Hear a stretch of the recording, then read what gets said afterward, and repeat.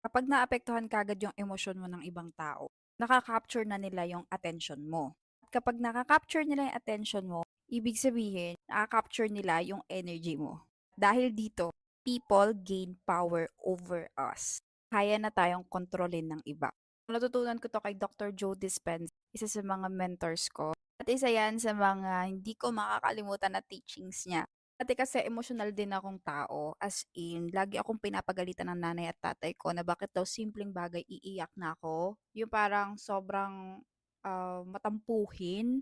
Oo, mare ganyan ako dati, yun yung identity ko before simula bata. Yung tipong may nagbubulungan lang sa gilid akala ko ako na yung pinag-uusapan. So ako in return kikimkimin ko na yun hanggang sa gabi, hanggang sa makatulog ako.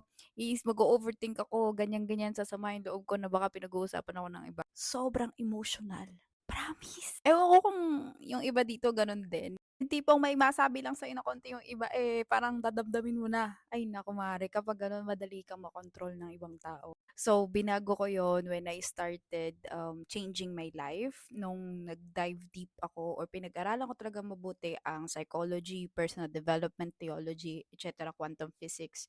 Yun yung napagod na akong kontrolin ng ibang tao yung buhay ko. I want to take ownership of my life and I hope ikaw din. Maging matatag tayo para sa mga sarili natin. Huwag natin basta-basta ipamigay yung energy natin. Kasi ang dami natin pwede paggamitan ng energy guys.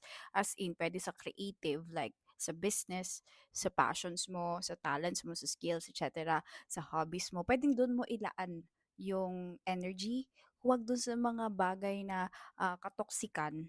Kasi kahit saan naman tayo magpunta, may mga tao talagang manti-trigger sa atin. Ngayon, nasa sa'tin na yun kung papaapekto tayo sa kanila.